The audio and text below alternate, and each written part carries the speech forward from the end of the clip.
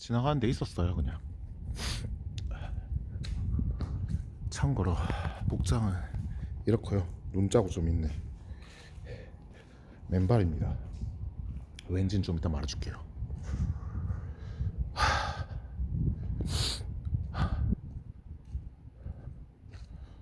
당연히 이런 날에 광주 시민들도 크게 여기 올 이유는 없죠. 눈 오는데 뭐하러 와?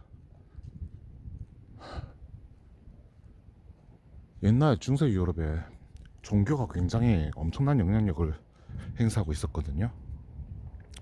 그게 기본이 돼 있으니까 나중에 제국주의 시대에도 항상 선교사들이 먼저 상인들과 함께 찾아와서 종교 퍼뜨리면서 문화적인 동질성을 어느 정도 확보해가지고,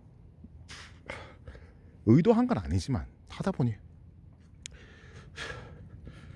식민지에 대한 지배에 걸림돌이 되는 걸 많이 걷어내게 되는데, 문화적으로 비슷하면 거부감이 떨어지거든.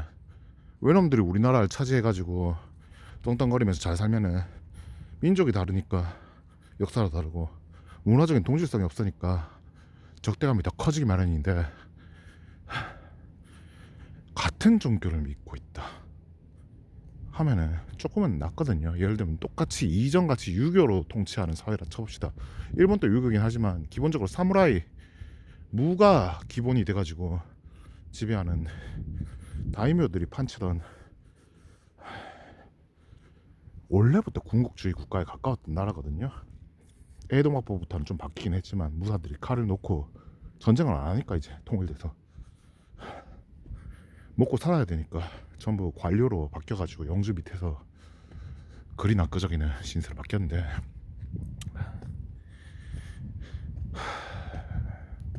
종교적인 동질성이 있어가지고, 예를 들어서 오스트리아 헝가리 제국처럼 왕권을 똑같이 가지고 있는 왕위 계승권을 가진, 이를테면은 일본 천황 혈통에 조선 왕족이 하나 껴있다 쳐봅시다. 왕자를 시집 장가 보내서 거기 공주랑 결혼해가지고 거기서 아이를 낳아가지고 이어온 후대손이 일본 천황 황실을 지배하고 있어. 사실상 조선 유교사상에서 봐서 그러면은 우리 쪽 왕통이 저쪽보다 적장자 계통으로 밀린다고 한다면은 지배할 수 있는 정통적인 권리가 있거든요. 그럼 이제 들어와가지고 정부를 밀어내버리고 자기들이 눌러앉아가지고 앞으로 천황이 같은 조선 왕실로서 통치를 하겠다 하면 거부할 수 있는 권한, 거부할 수 있는 명분이 훨씬 떨어져 버려. 협조하는 배신자들이 반드시 생깁니다. 그럼 이제 야금야금 이제 대세가 천황가구나 생각하고서 3년상이냐 1년상이냐 싸우던 것처럼, 예속 논쟁? 이것처럼 지들끼리 갈려가지고 친중국을 하느냐 친일본을 하느냐 친미를 하느냐 이걸로 싸우게 되거든요. 그럼 그때부터는 이제 영향력이 훨씬 더 커지는 거야. 그거랑 마찬가지인 게 종교 전파인데, 그러니까 이슬람권이랑 옛날에 기독교권이랑 십자군 전쟁을 했지. 종교가 그만큼 중요하니까. 같은 종교를 믿고 있었다고 한다면은 좀 오래도록 지배하기 훨씬 편했을 거예요, 아마. 거긴 전부 다른 종교를 믿고 있는 영주들이 원래 다스리던 곳이죠. 그러니까 안 되는 건데, 어쨌든 그럴 만큼 선교사들이 파견돼가지고 종교 퍼뜨리는 게 중요했을 만큼 자기들 문화권에서는 천주교, 기독교예요. 전부 다 기독교입니다. 개신교랑 천주교로 갈릴 뿐이지 기독교라고 하는 건 같아. 그러니까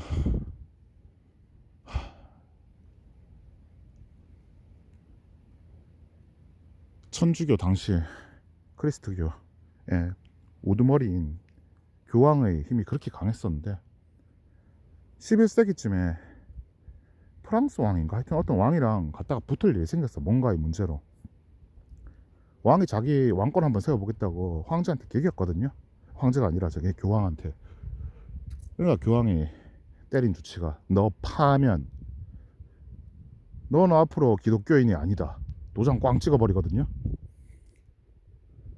개겨보려고 했는데 바로 처발려. 자기의 모든 권한들이 명분이 떨어져 나가면서 어차피 나중에 가가지고 루이 14세 때 왕권 신수설이 나올 정도로 왕이라고 하는 존재는 하나님께서 내려주는 존재는 다름없는 건데 교황한테 파면을 맞았다고? 쟤는 더 이상 정통성이 없으니까 이 영주들이 밑에 있는 영주들이 이 기회에 내가 한번 왕해볼까? 이런 걸 노릴 수 있는 상황이 돼버리니까 정확하진 않습니다. 하여튼 이제 그러니까 정확하게 어딘지 모르겠는데 잠깐만요. 카노사라고 하는 지역일 거예요. 카노사의 굴욕이라고 부르거든요. 이 사건을 교황이 카노사에 있었나봐. 아마 별장이라든지. 원래 로마 교황청이기 때문에 이탈리아 로마에 있는데 왜냐면은 기독교가 유럽에 퍼지게 된 게 로마 덕택이니까 그때부터 이미 교황청이 로마에 있는 건데 카노사까지 달려가. 이름 보면 확실히 저기 프랑스 같다. 그 이후에 나온 사건 또 프랑스 거거든요. 250년 뒤에 나오는 역전. 가가지고 1월 달에 한겨울에 눈 막 내리고 하는데 맨발로 쫙 해가지고 척 가서 무릎을 꿇는 거야. 달달달달달 떨면서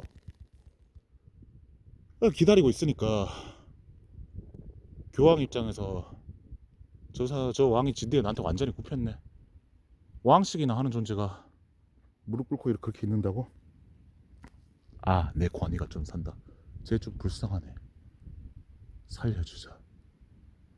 그래 다시 파면을 취소하고 기독교 교인으로서 인정을 해주는 사건이 카노사의 굴욕이라고 하거든요. 그러고서 문제가 다 해결되는데 언제까지나 교황이 그렇게 강력한 존재를 군림할 수는 없죠. 나중에 가가지고 종교개혁도 되면서 란츠크네 히트인가 하는 스위스 쪽 용병인가 차갑네. 그런 애들이 로마까지 처음 올려와가지고 교황이 도망가는 사건도 있었다고 하는데 그 이전에 카노사의 굴욕 이후에 250년이 지나서 그동안에 굳혀져 있던 굳건한 콘크리트 석탑과 같은 단단하게 세워져 있는 권위가 박살이 나는 사건이 생깁니다. 프랑스 아비뇽이라는 데서 일어난 사건이라고 알고 있거든요.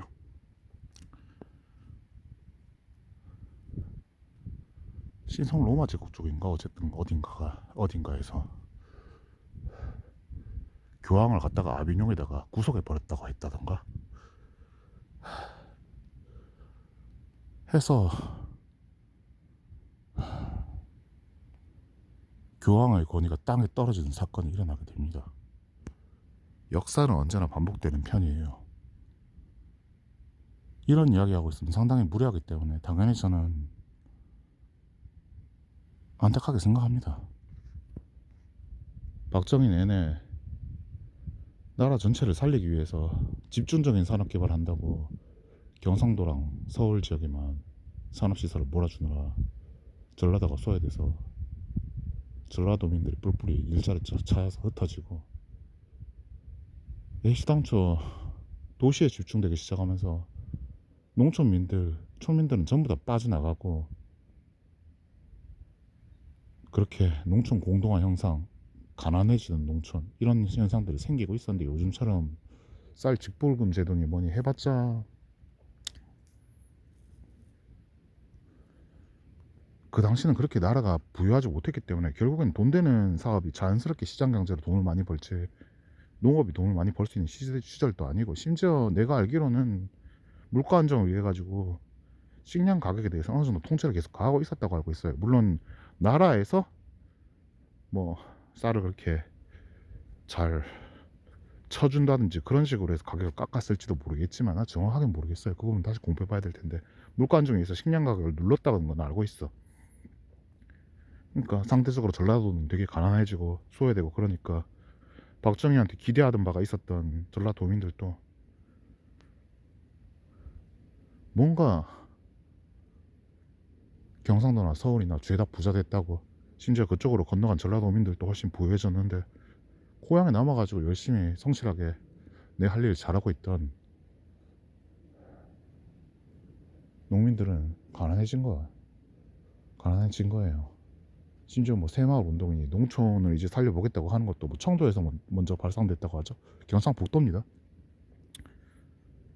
어떤 심정들을 느낄지 확실히 이해되거든요.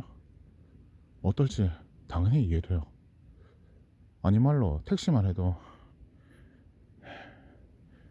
내가 경상 가서 들어봤다고 했잖아요. 여자친구 본다고 경상 갔다가 술 먹고 택시 타고 모텔까지 간 적이 있는데 나 혼자 자러, 나 혼자 애는 보내고. 그땐 그랬지.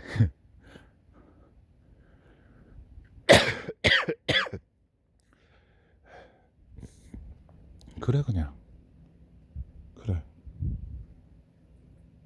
참고로 저기 안내실에 직원분 러닝머신을 뛰는 건지 혼자 뛰는 건지 운동하고 있더라. 내가 와도 뭐 안내해 주는 것도 없고 뭐 사무실까지 찾아가진 않았습니다. 차라리 주목 안 받는 게 낫지 이런 짓을 하고 있는데 하여튼 돌아가가지고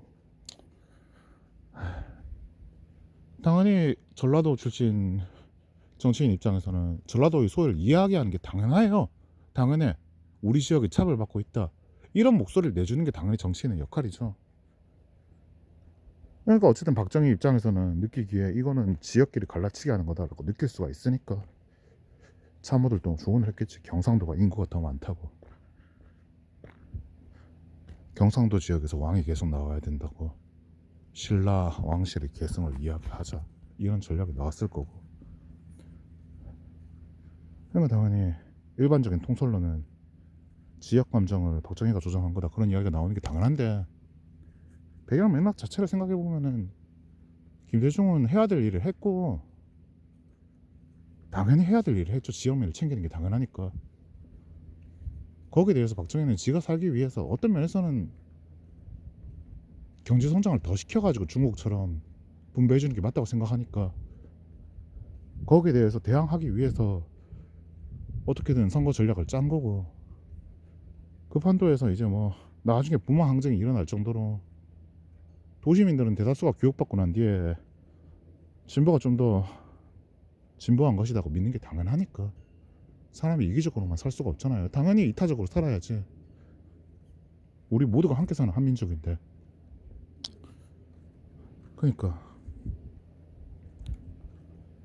이래가지고는 정권 뺏기겠다도 있었을 거고 당연히 욕심 없지 않습니다. 근데 아직은 본인이 보기엔 때가 아닌 것 같고, 민주화 세력의 양대 거물 김영삼이니 김대중이니 둘 다 분배를 자꾸 이야기하는 거 보니까 고속도로 건설도 반대하고 실제로 반대하는 입장이었어요. 둘 다 뭐 자리 깔고 누워가지고 아예 못 찍게 만들었더라 이런 건 거짓말인 것 같던데, 다른 뭐 의원들이 했다든지 그런 것 같던데 반대하는 입장이지. 왜냐면은 강원도 쪽도 하나도 개발 안 되고 있으니까 경부고속도로보다 강원도와 서울 간의 도로를 먼저 뚫어주는 게 먼저라고. 지역 균형 발전을 위해 가지고. 정의의 논리로 보자면 맞지만 이미 경제 개발이 경남권이랑 서울권 중심으로 되고 있잖아요. 둘을 이어주는 게 먼저인데 큰 그림 보지 못하고 그런 주장하는 정치인들이 우두머리를 있는 게 보이니까 이재명처럼 본인 입장엔 이건 아니다 싶지. 근데 선거에선 질게 보여. 이제 국민들은 몰라주지만 본인이 생각하기엔 유신이 정의라고 믿는 거예요. 그렇게 해서라도 일단 나라를 끌고 가는 게 먼저라고. 당연히 말하지만 그런 거는 본인 의식 속에 나는 착한 사람이어야 된다 하는 기본적인 방어 기제일 뿐이고, 안에 무의식에는 당연히 내가 이대로 물러나면은 내 권력은 앞으로 완전히 사라질 거고 정치적으로 공격받을 수 있다는 두려움이랑 이기심이 없지 않죠. 당신들은 안 그렇습니까? 노조 당신들은 안 그렇고요. 민노총 여러분 안 그러세요? 정교조 여러분도 마찬가지고 시민단체 여러분도 마찬가지잖아요. 좋은 일 하고 있다고 이야기는 하지만 내 밥그릇을 뺏기기 싫다도 있잖아요. 사람과 누구나 다 마찬가지입니다. 나도 교사일 때는 방학을 지지하는 편이었는걸. 내 그렇게 아울렛에 옷 사러 가는 것도 실과 교육할 때 애들한테 패션에 대해서 말을 해주는 게 맞는 것 같으니까, 의생활에 대해서 말할 때 그런 거 배우는 거면서 가는 거라고 이야기하고 있었는 거야. 근데 사실 그게 맞긴 해요 진짜.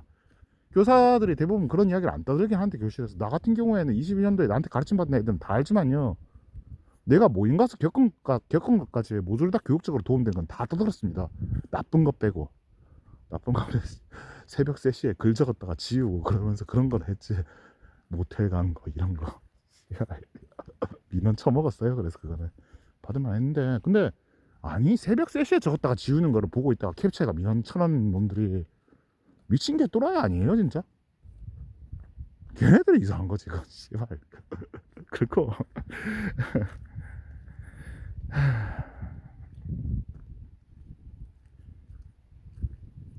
그 결과 부망항쟁 끝에 박정희가 피살되고 김진규한테 총 맞아서 탕탕절 11.5 사태가 일어나고, 그 다음에 12.12 사태로 12.12 쿠데타가 일어나서 정권 정하고 난 뒤에 아직까지 전두환이 대통령 안 된 상태에서 최규하가 대행하고 있을 때, 사실상 허수아비지만 다음에 5월 18일 광주에서 사건이 일어납니다. 목소리 낼 만한 상황이었어요. 공감합니다. 나라도 내 성격에 여태까지 박정희한테 눌리면서 소외받으면서 살았는데 또 전두환이라고? 이 개같은 반동분자 새끼들. 반동이지 그건 사실. 민주주의에 대한 반동. 우리가 더 이상 못 참는다. 이게 5.18 광주 민주화 운동의 팩트인데, 동시에 솔직히 말하자면요, 운동권 애들이 거기 안 꼈을 것 같아요. 한 청년이, 한국 대학생 총연합회니, 말했지만 민주당 의원 중에 한 청년 출신인 임수경인가? 걔는 탈북자들한테 이런 말 한다니까요. 국회에서 대놓고. 변절자 새끼들, 니들 지금 어디 충성심 어디다 갖다 버리고 조국을 배신하냐고. 미친년. 이런 년들이 근데 민주당에 껴있는데, 걔네들 학생 운동하면서 할 때 광주에서 그런 불 같이 안 넣었을까요? 4.3 사건도 마찬가지입니다. 북한에 영향받은 꼭두각시들이 개입을 안 했다고 말하기는 어려워요 사실. 보통은 그런 쪽 애들이 훨씬 더 시민운동을 격해지도록 잘 만들기 때문에, 노조에서 목소리를 잘 내기 위해서 현대자동차 유리를 깨고 할 때도 어떤 걸 깨야 되는지 선봉대장들이 잘 알고 있어서 비싼 거 함부로 깨지 않는 그런 것처럼 어느 정도 훈련되어 있는 사람들이 필요한데, 강력한 운동의 추진을 위해 가지고는 그 사람들이 중요한 게, 북한에 영향받아 있는 사람들이 많어. 종북이라고 부르는 소위 NL, 주사파 이런 애들. 시대가 변했습니다 이제 진짜. 걔네들은 이제 정치권에서 드러내야 돼요 진짜로. 왜 민주화 운동에 더러운 새끼들을 같이 섞어서 넣는 겁니까? 그건 오히려 저때 죽어간 사람들을 욕보이는 짓입니다. 언젠가 역사가 이걸 알려줄 거예요. 이게 아비뇽의 유수입니다. 유대인들이, 이스라엘이 망해서 바빌론에 끌려간 상황들을 바빌론의 유수라고 부른다고 하던데, 그걸 본떠 만든 거라고 하더라고요. 그 사람들 결국에 해방돼서 돌아왔죠. 물론 결국 다시 오스만 제국한테 짓밟혀가지고 나라 잃은 유랑민이 돼버리지만, 재차 반복하지만요, 역사는 반복됩니다. 언젠가 진실이 다 밝혀질 거예요. 선거관리위원회에서 서버를 엎어버리지만 않으면. 이번에는 실패했지만요, 언젠가 어디선가 배신자가 나올 겁니다. 여기까지 합니다.